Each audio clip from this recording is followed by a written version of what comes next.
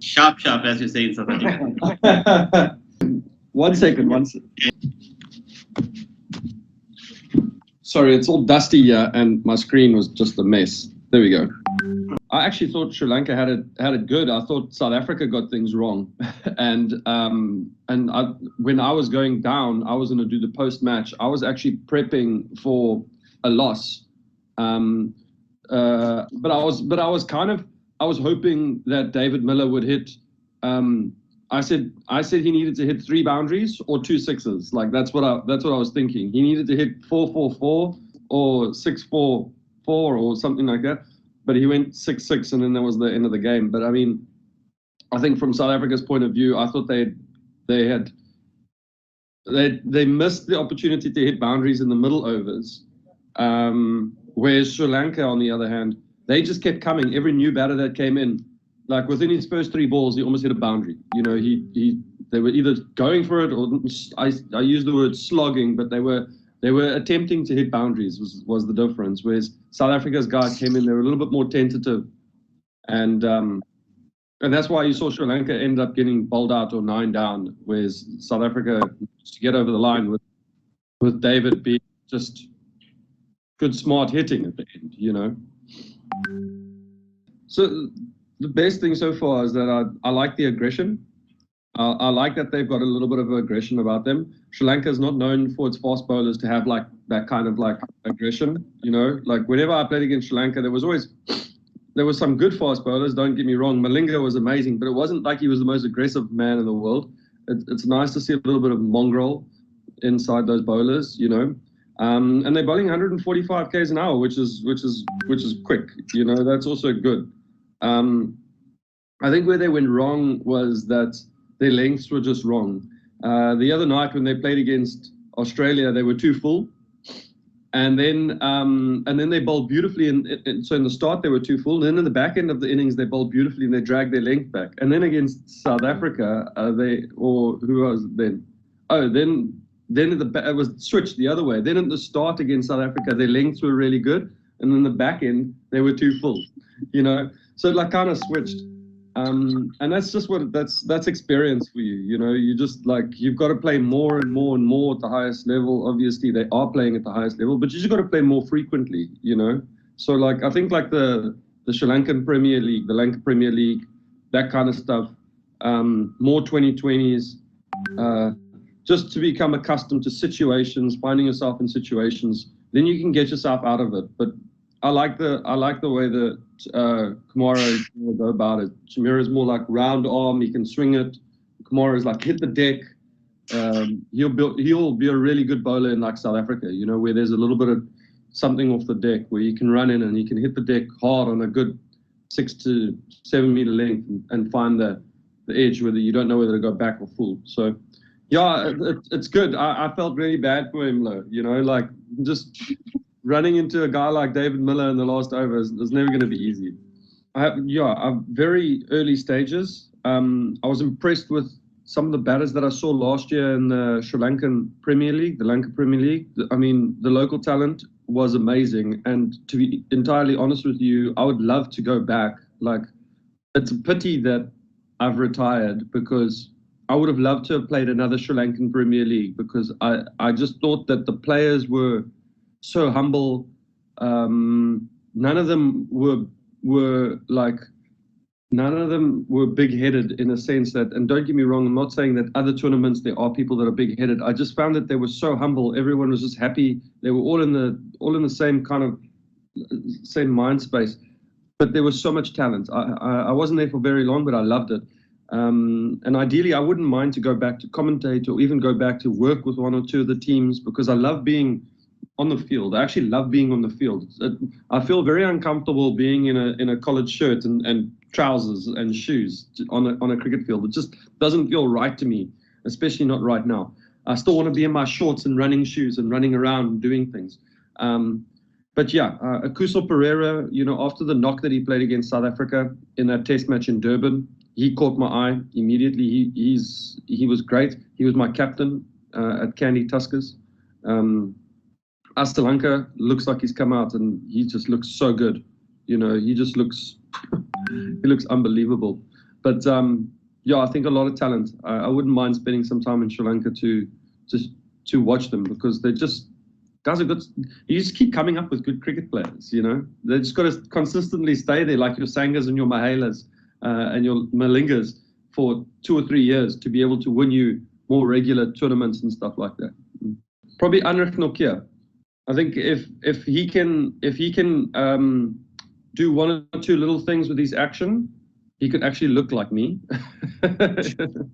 But I think what he does, I think his thought process is what I'm trying to say. Don't look at him as a bowler. I think his thought process is what my thought processes were, which is what I love to see. I don't look at his action and his style and what he looks like and say, oh, he looks like me.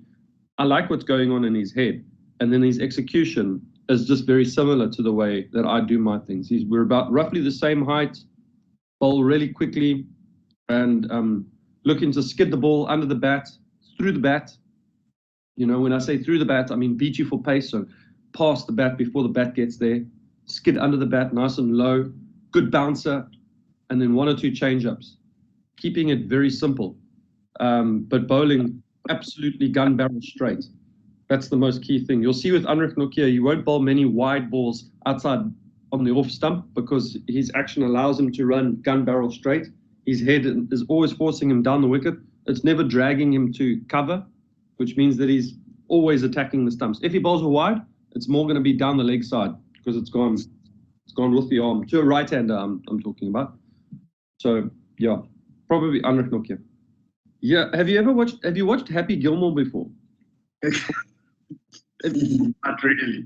Have you never watched Happy Gilmore before? Okay, if you ever have the opportunity, watch Happy Gilmore. It's one of the best sport movies ever. Comedy movie. It's about a guy who plays ice hockey, who's got a bad temper, who ends up playing golf. And he's really good at golf. He ends up winning like golf tournaments and stuff like that. And even when he's winning golf tournaments, they always ask him, they always say to him, what about your golfing career? And he says, I'm a hockey player. I'm just playing golf so that I can make money, so that I can play hockey again. And I feel much the same. I'm a cricketer that's currently just doing commentary. I'm not a commentator. So, no, but it's fun. I mean, I'm enjoying it. It's nice to see things from a different perspective. And I've always kind of felt like I've been pretty neutral with the way of viewing the game. So when I was commentating and talking of the Sri Lanka and South Africa game, I didn't really care who won the game. I wanted the best team to win. I mean, ideally, I would like it that South Africa goes on to win, because I'm South African and I would love them to win a World Cup. But when I'm talking about the game, I don't see that I have to talk up one team more than I have to talk up the other team. I actually really enjoy all the cricket teams, every single cricket team that's here. I've got friends in, and I hope that they do all really well. So I kind of like it. I like being able to have a good objective opinion about what I'm seeing. And hopefully, the players and my friends and stuff that are playing, they will understand from where it's coming from. So that's quite nice. So yeah, it's fun. I'm just happy. I think I'm happy that he's back playing. I think a Cricket South Africa team without Quinton de Kock is a weaker team. And yeah, I think that whole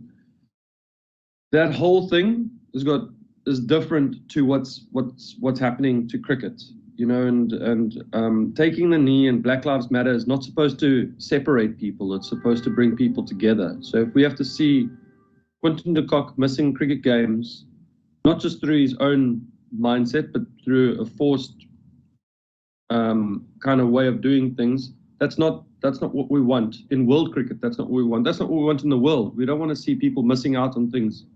That's not what this movement is about. This movement is about bringing people together and having a better understanding of things, not pushing people away and then ridiculing them. That's not the way that this is not what it's about. So when Quinny is not playing for South Africa like he was, it was a real sad time, I think, and for him too. To listen to his comments about what he said, what people thought of him, was entirely not fair. I don't think that was very fair. Yeah. So I'm happy to see that he's back on the park and that things are resolved. there's some good teams. And the thing is, it's just about who can maintain momentum. I've been in cricket teams before where sometimes your mind gets in the way of your skill. So you feel like if you keep playing good cricket, at a point you feel like a bad game is going to catch up to you,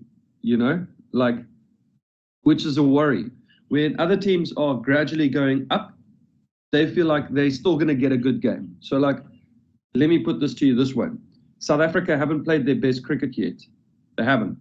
But they're winning cricket games, and they're slowly getting better. Their curve is going like this. England, Pakistan, they look the favorites. Their curve has gone like that.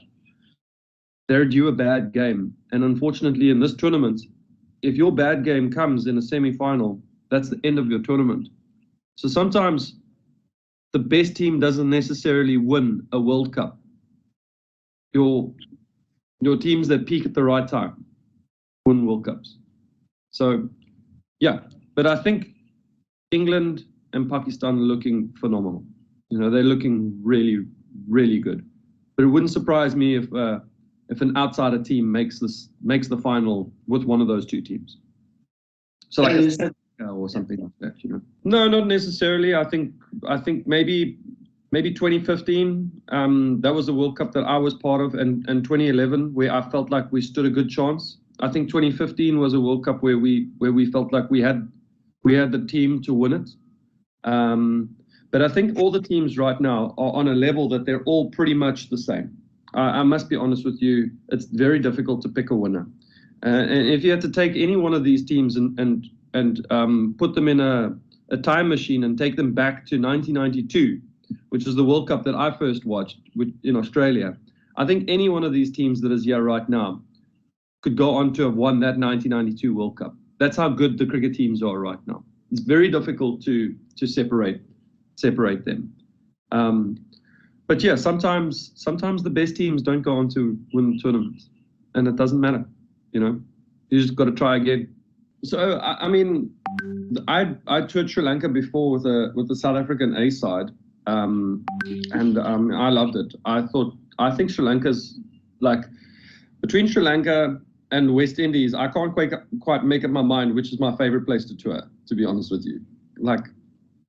They're both right there. From a cricket perspective, they're both very difficult to play cricket. West Indies pitches, not the easiest, and Sri Lankan pitches for seamers are not the easiest at all.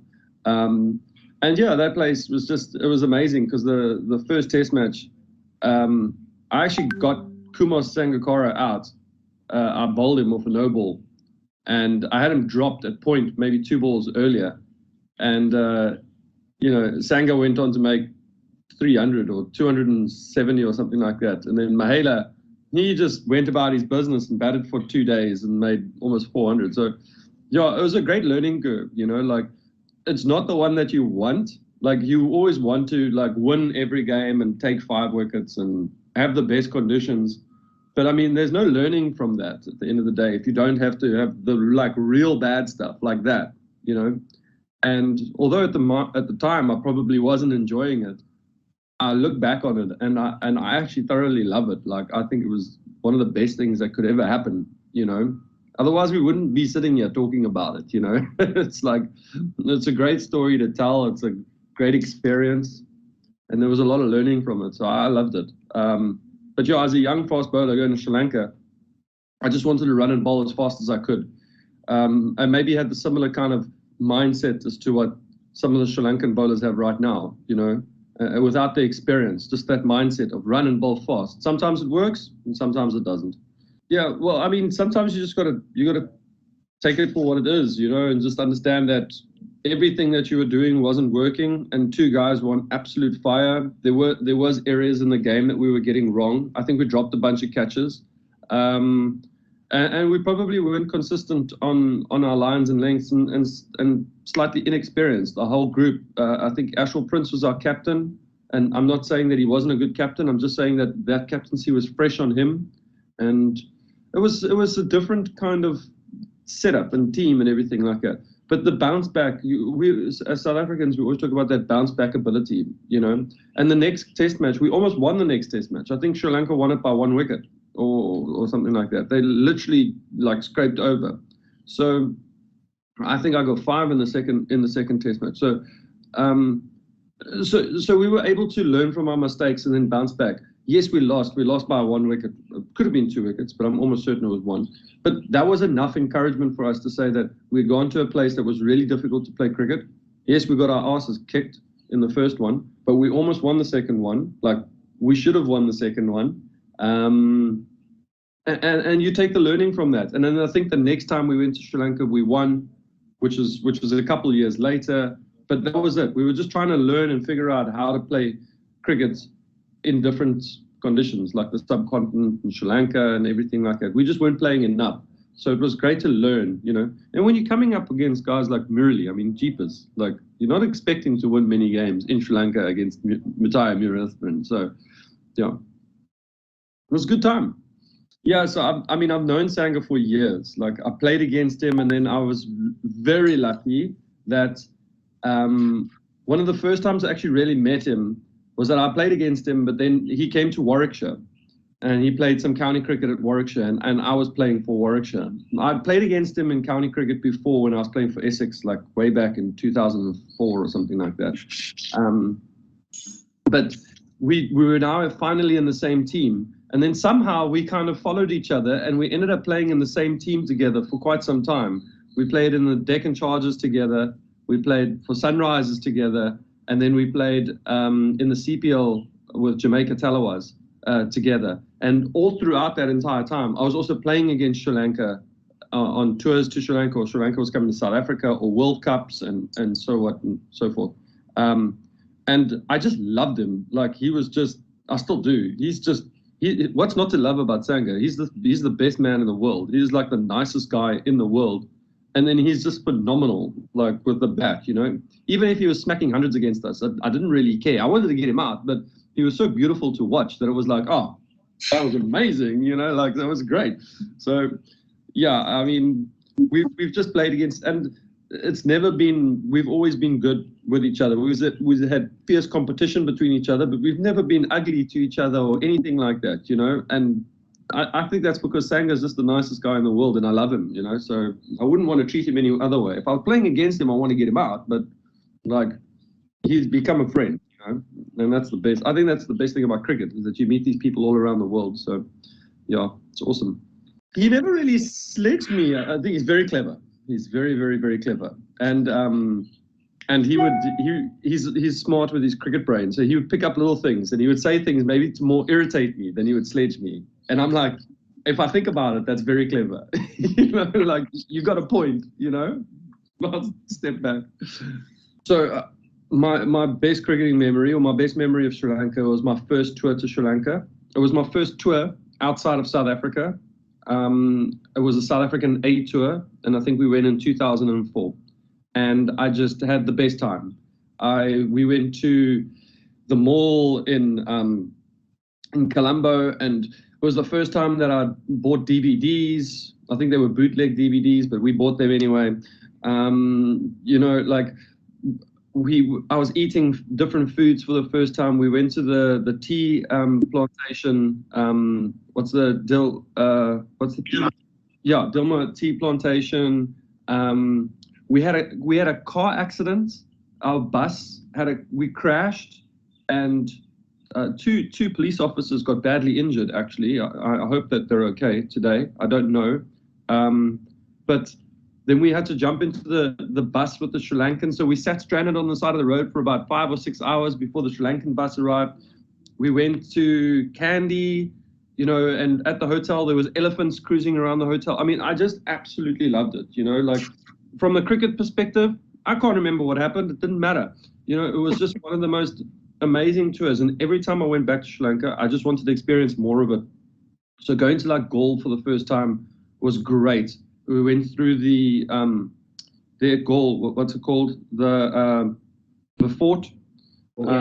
Yeah, we just kind of cruised through there, went to the little beaches that are there. I mean, it's just, I love it. Like, the cricket aside, I've won games and lost games, but like, Sri Lanka is one of the most beautiful places that I've ever been. There's just so much to see and so much to do. like I said, it's between Sri Lanka and the West Indies that are my two favorite places to tour.